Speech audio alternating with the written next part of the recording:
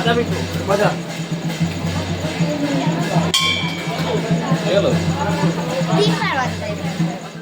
guys, welcome back to the channel. Welcome to a new vlog. দিনটা ছিল June July নাগাদ আর জামাই ষষ্ঠীর পরের দিন। আরে হ্যাঁ জানি মেয়েকে নাড়ুমুন্ডি কেন মনে হচ্ছে, অ্যাকচুয়ালি এই ব্লগটা অনেকটাই পুরনো। যখন আমি গিয়েছিলাম আমার বাপের বাড়িতে আর সেখানে গিয়ে মেয়েকে বেলিমুন্ডি করে দিয়েছিলাম। কেন ওর অনেক ড্যান্ড্রাফ হয়েছিল এবং আমার মনে হয়েছিল একবার ন্যাড়া করাটা খুব দরকার, যাতে করে স্ক্যাল্পগুলো একটু নিঃশ্বাস নিতে পারে। এরপরে আসি সেই দিনকার কথায়। সেই দিনকে এই সামনের যে গাড়িটা দেখছো, এখানে আছে আমার ফুল ফ্যামিলি, মানে আমার মা, বাবা, পিসি, পিসু সবাই। আমরা বেসিক্যালি আজকে চলেছি একটা ছোট্টখাট্টো ফ্যামিলি ট্রিপে একদিনের জন্য, মানে এক বেলার জন্য। সবাই মিলে পুরো দিনটা কীভাবে এনজয় করলাম জানতে হলে পুরো ব্লগটা লাস্ট অব্দি দেখো। আর তার আগে একটু খেয়ে নিই চা, কারণ আরে হ্যাঁ রে বাবা হ্যাঁ, উই আর বাঙালিজ এবং আমরা চাটাও খাই, কোনো প্রবলেম নেই। আগে চাটা খেয়ে নিই, কারণ সকালবেলা বেরিয়েছি মাথা পুরো ধরে গেছে। আমরা যাওয়ার পথে দাঁড়িয়ে পড়েছি পাহলওয়ান হোটেলে চা খেতে। ঠিক আছে, অনেকবার আসার কথা ছিল, হয় না। তো এখন যাওয়ার সময় আমরা দাঁড়িয়ে পড়েছি পাহলওয়ান হোটেলে, একটু চাটা খাবো। সকালে আপাতত চাটাই খাই, দেন আবার নেক্সট কোথায় দাঁড়িয়ে দেখা যাক। আর cha is most important for chaikhor people আমাদের মতন। আমার মা যদিও খায় না, বাট বাকি লোকেরা খায়। চলো দেখি চা পাওয়া যায়, চায়ের সাথে কিছু চা খাই, দেখা যাক কী খাই। আর একদিন ঘুমিয়ে মনে হচ্ছে পুরো ট্রিপ কমপ্লিট। ওই শোনা ওঠ, দেখ আমরা চলে এসেছি কোথায়, দেখ। উঠবি না? ঘুমা। এখানে মোটামুটি সব প্রিপারেশন চলছে খাবার দাবারের। এই দিকটা যে দিকটাতে আমরা চা খেতে দাঁড়িয়েছি, অ্যাকচুয়ালি এখানে কিন্তু বেশিরভাগ যেহেতু হাইওয়ে দিল্লি রোড, তো এখানে কিন্তু প্রচুর গাড়ি ঘোড়া যায়, দেখতে পাচ্ছ। এখানে সব গাড়ি ঘোড়া রাখা আছে, যেখানে সব পার্কিং, এবং তাদের যারা ড্রাইভার আছে তারা হয়তো এখানেই খান। আর এখানেই, কারণ এই কনসেপ্টটা না এখানে প্রচুর আছে, যে যেখানে গাড়ি ঘোড়া দাঁড়িয়ে থাকে সেই হোটেলেই তারা খায়, তারা একটু রেস্ট নেয়, দেন আবার লেগে পড়ে নিজেদের কাজে। আমরা গিয়ে একটু টেস্ট করে দেখি। পাহলওয়ান ধাবার কিন্তু এখানে প্রচুর নাম আছে, তো লেটস গো। চা খাই, চাটা কেমন এখানকার দেখি, আবার তোমাদের সাথে দেখা হচ্ছে। চলো চাটা খাই আর তোমাদের সাথে শেয়ার করবো চাটা কেমন এখানকার।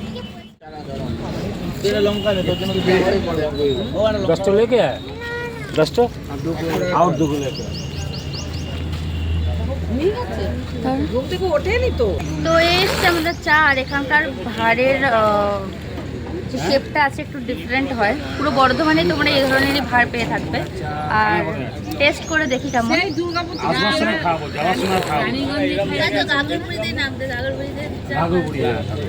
অসম, পুরো ঘুম ভেঙে গেল, বিশেষ করে আমি আরেকটা চা খাবো। চাটা কেমন? চাটা দারুণ।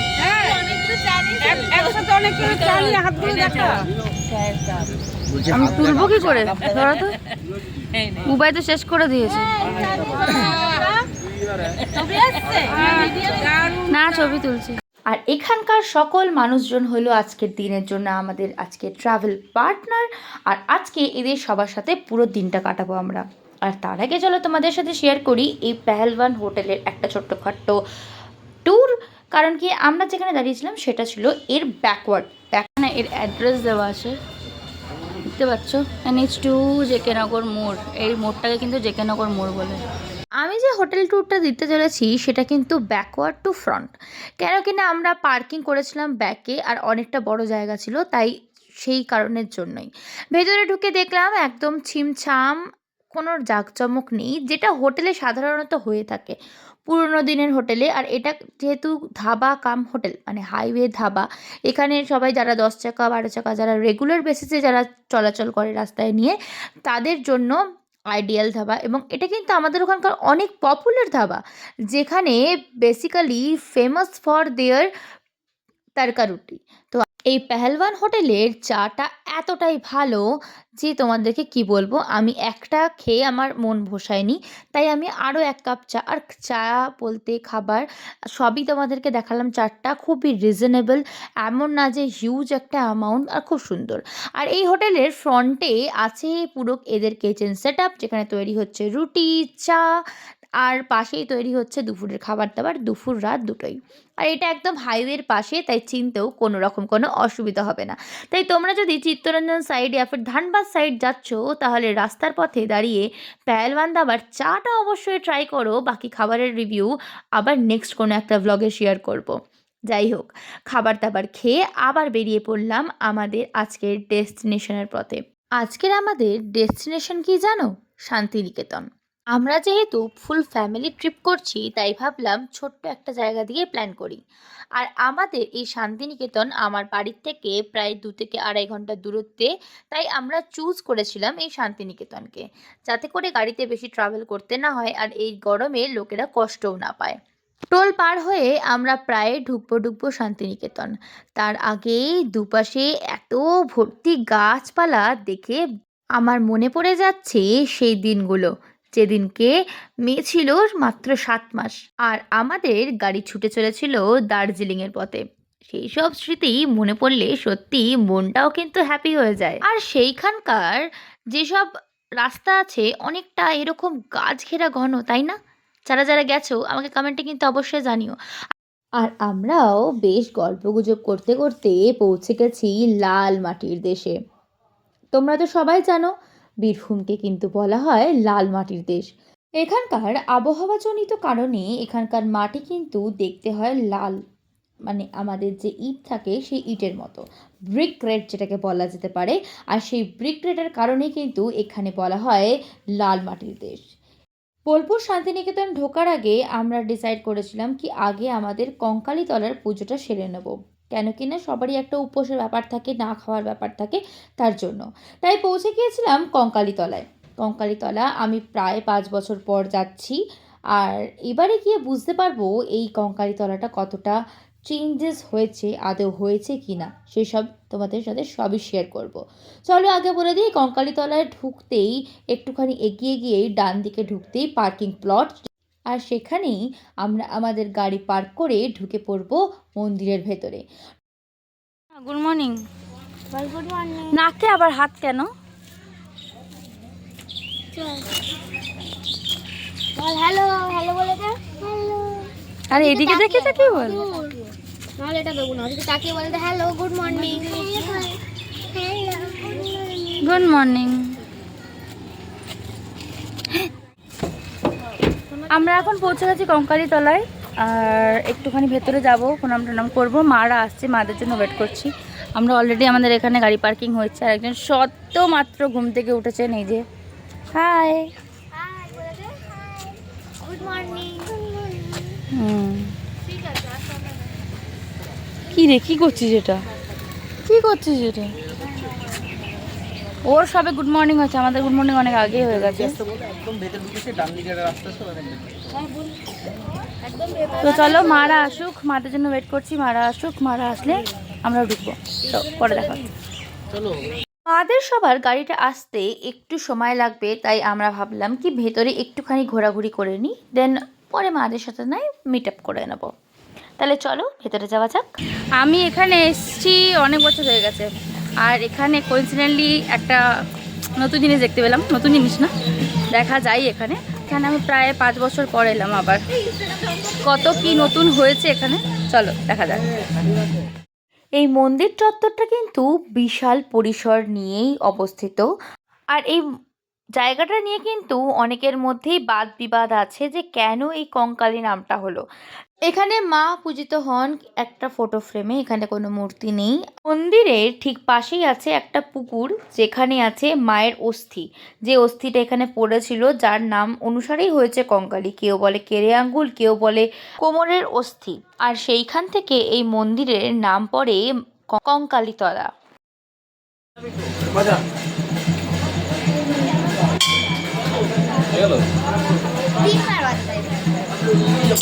এসছে ওরা, বাজা বাজা। সুন্দর দেখতে। হুবাইরা কোথায় গেছে ভগবানই জানে, ওরা অনেক দূর চলে গেছে। আমরা 3 জনে, এই 1 2 3 আড়াই জন আমরা এখনো পিছনেই পড়ে আছি, মাদের জন্য ওয়েট করছি। ও মারা ওখানেই আছে হুবাইদের সাথে। তো চলো যাই, মায়েদের সাথে দেখা হয়ে যাবে একবারে, তারপরে আবার একটু ঘুরে আসবো ভেতরটা। চলো যাবো যাক।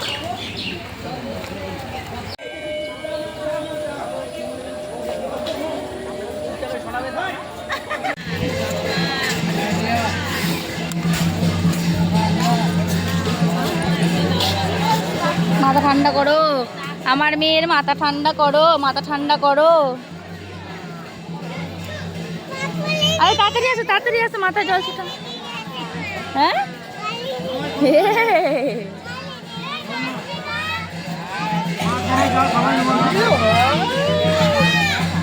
মাথা ঠান্ডা করো। পুজো তো দেওয়া হলো, কিন্তু পুজোর পর যে খিদেটা পায় সেটা অসামান্য। তাহলে চলো পেট পুজো করা যাক। মন্দির থেকে বেরিয়েই একটা বিশাল বড় জায়গা আছে ঠিক ডান হাতেই।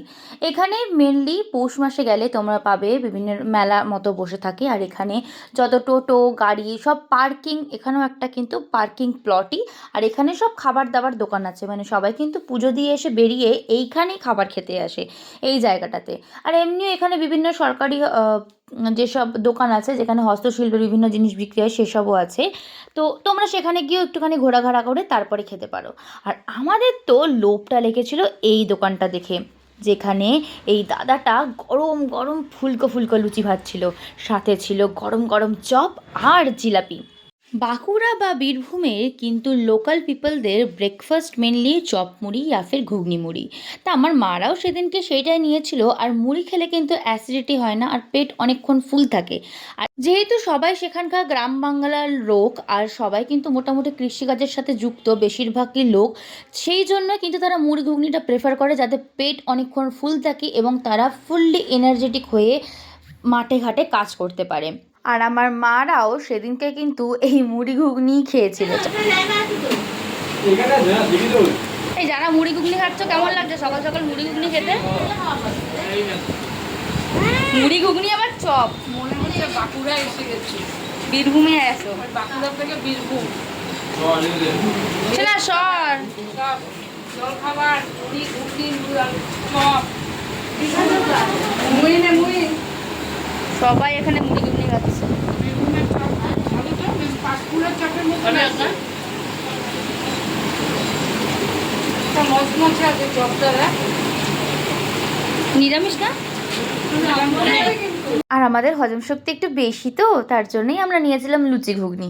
খেতে কিন্তু দারুণ ছিল। মারা সবাই বলেছিল চপটা খুব ভালো হয়েছিল, তার জন্য একটা নিয়েছিলাম চপ আর সব। কেমন কেমন ভালো? এবারে আবার বেরোনোর পালা। চললাম শান্তিনিকেতনের মানে বোলপুরের পথে। সেখানে বিশ্বভারতী ক্যাম্পাস আছে, একটুখানি ঘুরবো। কিন্তু এতটাই গরম, কতটা কি ঘুরতে পারবো আমরা সত্যিই জানি না। গাড়ির ভেতরে থাকাতে এসি চলছিল, যার জন্য কিছুই বুঝতে পারিনি, কিন্তু বাইরে বেরোনোর পর বুঝতে পারলাম কতটা গরম। আর তারপরে একটু জিরিয়ে নিলাম আর পান করলাম ঠান্ডা ঠান্ডা আখের রস। আর তারপরেই পৌঁছে গিয়েছিলাম বিশ্বভারতী ক্যাম্পাসে। সেখানে গিয়ে অনেক টোটো চালকের সাথে কথা বলা হচ্ছিল ক্যাম্পাসের পুরো ভিতরটা ঘুরে আসতে কত কি নেবে সেই জন্য। কিন্তু এতটাই গরম ছিল, লাস্টে উই আর ডিসাইডেড কি আমরা আর ভেতরে যাব না, ডাইরেক্ট সোনাঝুরি চলে যাব। কিন্তু মধ্যেখানে প্ল্যান হলো অন্য। তার আগে এখানে না জায়গায় জায়গায় বিশ্বভারতী ক্যাম্পাসের পুরো ম্যাপিং করা আছে। তোমরা যদি কখনো ঘুরতে যাও এই ম্যাপটা ফলো করবে। আর এত বড় এই ক্যাম্পাস যে সত্যি বলতে পায়ে হেঁটে করতে পারবে না, তাই টোটো নেওয়াটাই শ্রেয় হবে। তারপরে ডিসাইড হলো রাস্তার ওপরে যেগুলো পড়বে সেগুলো দেখতে দেখতে যাব। এই যে সামনের কুড়েঘরটা দেখতে পাচ্ছ, এখানেও কিন্তু রবি ঠাকুর কোনো না কোনো একটা কবিতা লিখেছিলেন। সেটা হলো তাল গাছ এক পায়ে দাঁড়িয়ে সব কাজ ছাড়িয়ে, তারপরের লাইন আমি ভুলে গেছি, আই এম সরি। আর এটা হলো সেই প্রার্থনালয়। এখনও এটা চল আছে, কিন্তু সবার প্রবেশ নিষিদ্ধ, কিছু পার্টিকুলার মানুষজনই এখানে প্রবেশ করতে পারে। তারপরে তার উল্টো দিকেই আছে, মানে যেখানে ছাতিম তলাটা আছে তার ঠিক উল্টো ফুটেই আছে এই সংগ্রহশালা, যেখানে রবি ঠাকুরের ইউজড অনেক জিনিসপত্র আছে, অনেক লেটার্স আছে যেখানে সংগ্রহ করে রাখা আছে।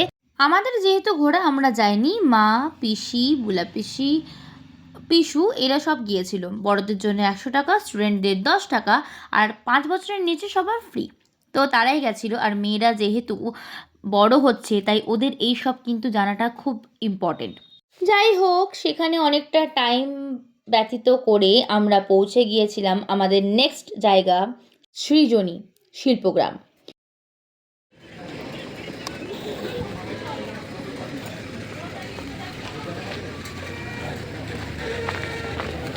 টিকিট টিকিট টিকিট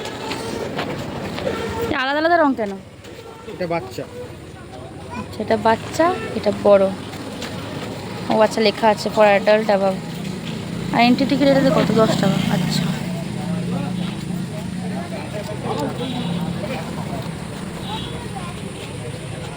টিকিট দেখা, টিকিট দেখা, নিজের টিকিট দেখা তুই। তুই দে। হ্যাঁ হ্যাঁ চলে গো। দাঁড়া, ওটা টিপলে গুনু। দিয়ে দিতে হবে। পয়সা। তুই হাঁ করিস না, মশা ঢুকে যাবে, বন্ধ করে মুখটা। একটা 6 আর একটা 2 তো নাকি না 10 দুই দুই। না 15? তুই যা যা যা যা, ওই যে ধরবে ওখানে আছে। গ্রামটার ভেতরে ঢুকতেই তোমাদের মনে হবে অন্য এক জগতে ঢুকে পড়েছি, যার প্রথম কারণ হলো এখানকার শিল্পকলা দেখেই মন মুগ্ধ হয়ে যাবে। আর দ্বিতীয় কারণ হলো কি জানো? চলো সেটা শুনতে ও দেখতে হবে।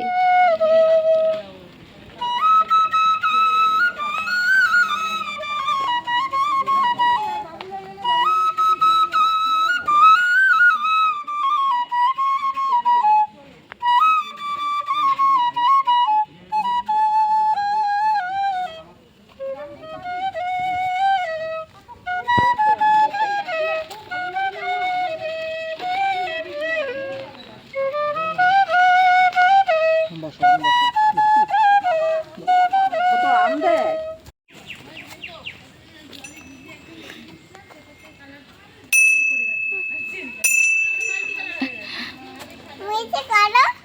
মেচো করো। আরে মেশো করো, ও মেচো। ঘন্টা বাজাও। নিজে হয় না, আবার লোককে টানে ঘন্টা বাজানোর জন্য। মা তুমি চলেছিলে, দেখেছো? মনে পড়েছে। আমি চড়েছিলাম তো, তুমি চড়েছিলে উপরে বসে বুটবুট করছিলে। আমরা এখন আছি সৃজনী গ্রামে। এত গরম, বিশ্বাস করো, আর আমার একদম হিম্মত হচ্ছে না ঘোরার জন্য। তার জন্য মেয়েকে নিয়ে চলে যাচ্ছি, মেয়েকে আর 2 মেয়েকে বলতে পারো, নিয়ে চলে যাচ্ছে একটু শরবত খেতে। চলো শরবতটা খাই, একটু ঠান্ডা হই। আর আমার ঘোরানোর ইচ্ছা নেই, মারা গেছে, আমার একদম ইচ্ছা করছে না। তাই আর পুরো আরেকজনের তো টেকো ঘেমে একদম অস্থির হয়ে গেছে। তাই চলো দেখা যাক। বাই। এই শিল্পগ্রামটাতে ঢোকার আগে থেকেই আমার এই দোকানটার ওপর একদম নজর ছিল। কেন জানো? এতটা গরম আর হিউমিডিটি ছিল সেই দিনকে যে পারা যাচ্ছিল না। তাই জন্য 2 মেয়েকে নিয়ে, যাতে তারাও ডিহাইড্রেটেড না হয়ে যায়, তার জন্যই পৌঁছে গেছিলাম ঠিক গেটের উল্টো দিকেই এই দাদা দাঁড়িয়েছিল আমপোড়া শরবত খেতে। আর আমপোড়া শরবত কিন্তু আমাদের যে লুটা বয়, বীরভূম, বাঁকুড়া, আসানসোল, এখানে একটা লু বয়, মানে গরম হাওয়া যেটাকে হয়, সেটার জন্য প্রচুর লু লেগে যাওয়ার সম্ভাবনা থাকে এবং ডিহাইড্রেটেড হওয়ারও সম্ভাবনা থাকে। তাই যদি তোমরা গরমকালে আমপোড়া শরবত খাও, এটা আমরা সবাই জানি, আমপোড়া শরবত খাওয়া বা গায়ে মাখিয়ে দেওয়া যাতে লুটা না লাগে আর শরীর ঠান্ডা হয়। তার জন্যই আমরা পৌঁছে গেছিলাম এই দোকানটাতে। সত্যি খেয়ে যে কি আরাম পেয়েছি তোমাদেরকে বলে বোঝাতে পারবো না। মারা ভেতরে ঘুরছিল। শিল্পগ্রামটা একটু ডেসক্রাইব করলে বলা যেতে পারে যে এই গ্রামটাতে বেসিক্যালি বিভিন্ন রাজ্য, বিভিন্ন দেশ, এই সব দেশের সংমিশ্রণে তৈরি করা একটা গ্রাম, যেখানে তাদের শিল্পকলা, সেখানকার বিভিন্ন ঐতিহ্যপূর্ণ বিভিন্ন জিনিস, সেই সব কিছু এখানে রাখা আছে। তারপর মারাও চলে এসেছিল, সবাই একে একে এই শরবত খেতে ব্যস্ত এবং সেই সব খেয়ে আমাদের মনটা না জাস্ট জুড়লো। আমরা সেদিনকে আইসক্রিমও খেয়েছিলাম। আর সেদিনকে প্রায় আমরা 50 থেকে 60 গ্লাস শরবত খেয়েছি সবাই মিলিয়ে। অনেক ঘোরাঘোরা করার পর এবারে লাঞ্চের পালা। আর লাঞ্চে কোথায় এসে চলো তোমাদের সাথে শেয়ার করি। বাবারাও চলে এসছে আর আমরা এখন আছি গ্রিন চিলিতে। তাহলে চলো যাওয়া যাক গ্রিন চিলির ভেতরে, আর তোমাদের সাথে শেয়ার করি এই গ্রিন চিলির ভেতরটা কেমন। এই গ্রিন চিলিতে কিন্তু মোটামুটি ফুডিং অ্যান্ড লজিং, মানে নিচে রেস্টুরেন্ট আর ওপরে থাকার জায়গা। তো তোমরা যদি শান্তিনিকেতন যাওয়ার প্ল্যান করছো, এই গ্রিন চিলিতে থাকতেই পারো। তাতে করে তোমাদের ফুডিং অ্যান্ড লজিং দুটোরই পারপাস সলভ হবে। ভেতরে ঢুকে দেখলাম পরিবেশটা খুবই সুন্দর। আমরা ভেবেছিলাম মহামায়া আর অন্য কোনো হোটেলে খেতে যাব, কিন্তু এতটাই গরম ছিল যে সেদিনকে মনে হচ্ছিল জাস্ট একটা এসি রেস্টুরেন্ট দরকার। তাতে করে, আর সবাই যেহেতু অনেক বয়স্ক, আর আমার বাবা মা, তারা গরমেও আর পারছিল না, এত রোদের তাপ তারা কেউই পারছিল না। তার জন্য উই আর ডিসাইডেড কি একটা এসি রেস্টুরেন্টেই যাব, যে কারণ ওখানকার যে হোটেলগুলো আছে সেই হোটেলের খাবার দাবার একদম পুরোনো কালচারের। তো আমার সেখানে খাবার ইচ্ছা ছিল, কিন্তু মা বাবা পিসু পিসি সবার কথা ভেবেই আমরা একটা এসি রেস্টুরেন্টে যাবো বলে ঠিক করলাম। তাই জন্যই এই গ্রিন চিলি। আর সেখানে গিয়ে যে থালিটা অর্ডার করেছিলাম তার মধ্যে ছিল ডাল, ভাত, পাঁপড়, ভেজ কোফতা আর স্পেশালিস্ট বীরভূমের আলু পোস্ত। এই খেয়ে দিয়ে সবাই এলিয়ে পড়েছে, কারোর আর যাওয়ার ইচ্ছা নেই। যাবে না?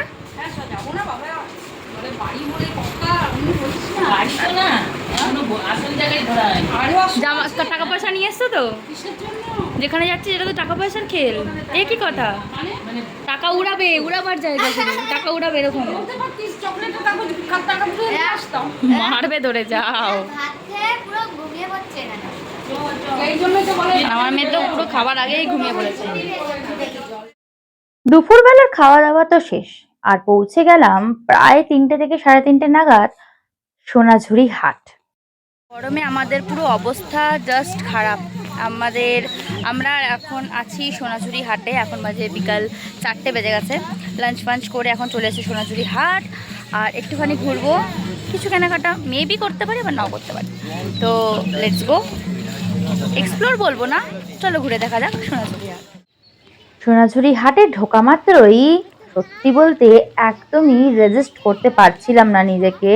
আর এত সুন্দর সুন্দর সূক্ষ্ম সূক্ষ্ম হাতের কাজ যে দেখেও কিন্তু কেনার থেকেও বেশি এই যে সুন্দর করে সাজানো থাকে, এটা দেখতে আমার এর থেকেও বেশি ভালো লাগে।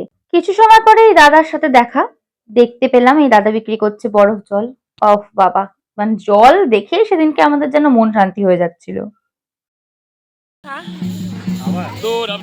খাও। কেমন খেতে? কেমন খেতে? ইয়াম্মি?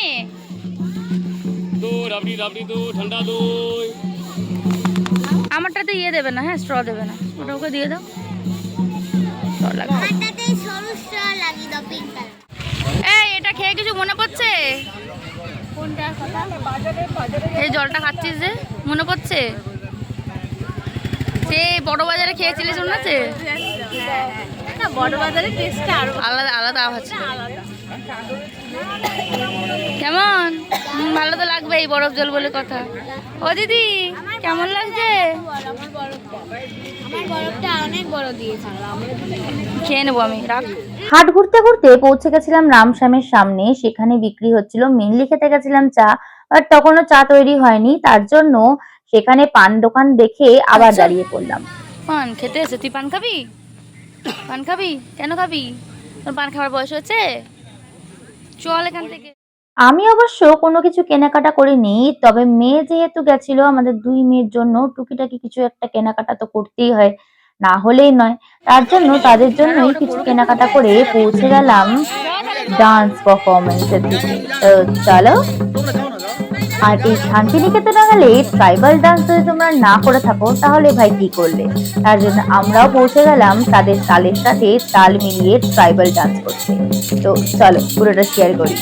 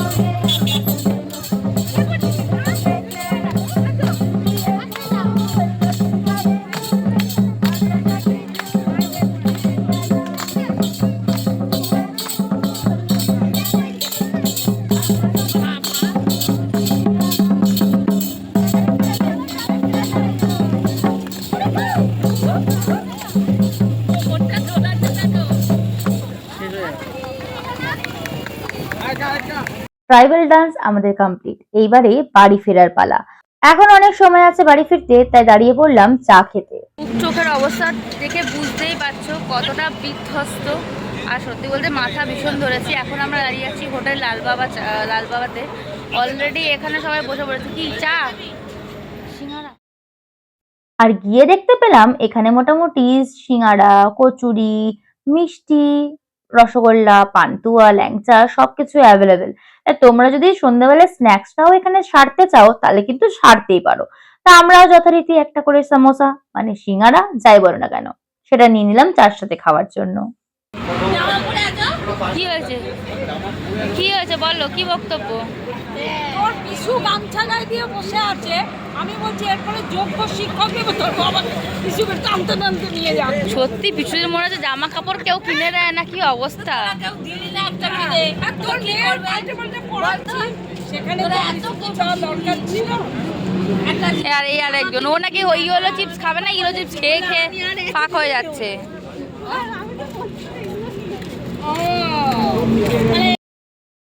সিঙ্গারাটা বেশ ভালো ছিল, স্টাফিংটা খুবই সুন্দর ছিল। তারপরে নিয়ে নিলাম এক ভাঁড় চা, চাটাও কিন্তু দারুণ ছিল।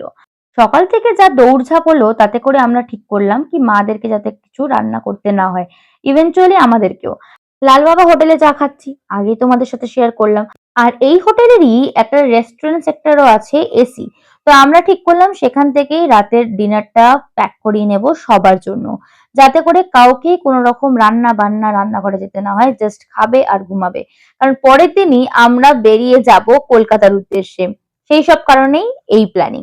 আর বাইরে বেরোতেই, বাইরে কেন, আমরা যখন রেস্টুরেন্টে ছিলাম তখনও প্রচুর বৃষ্টি হচ্ছিল। আর সকাল থেকে এত গরম সহ্য করার পর বাড়ি ফেরার সময় এই বৃষ্টিটা আমাদের জন্য একটা শান্তি প্রদান করেছিল। সেদিনকে একদম ওয়েদার ঠান্ডা করে দিয়েছিল। মোটামুটি আধা ঘন্টার মধ্যেই পৌঁছে গেছি বাড়ি। আর চলো তোমাদের সাথে শেয়ার করি সেদিনকে আমাদের ডিনারের মেনু কি ছিল। ফ্রাইড রাইস, চিলি পনির আর চিলি চিকেন। কিন্তু খাবার দাবার আমাদের কারোরই তেমন কিছু ভালো লাগেনি। তো চলো ডিনারটা কমপ্লিট করি। আর এখনকার মতো ব্লগটা এখানেই শেষ করছি, আবার নেক্সট ব্লগে দেখা হবে। ততক্ষণের জন্য টাটা। আর ভিডিওটা ভালো লেগে থাকলে অবশ্যই একটা লাইক করে দিও and subscribe for more such videos. Tata, আবার নেক্সট ব্লগে দেখা হচ্ছে। বাই।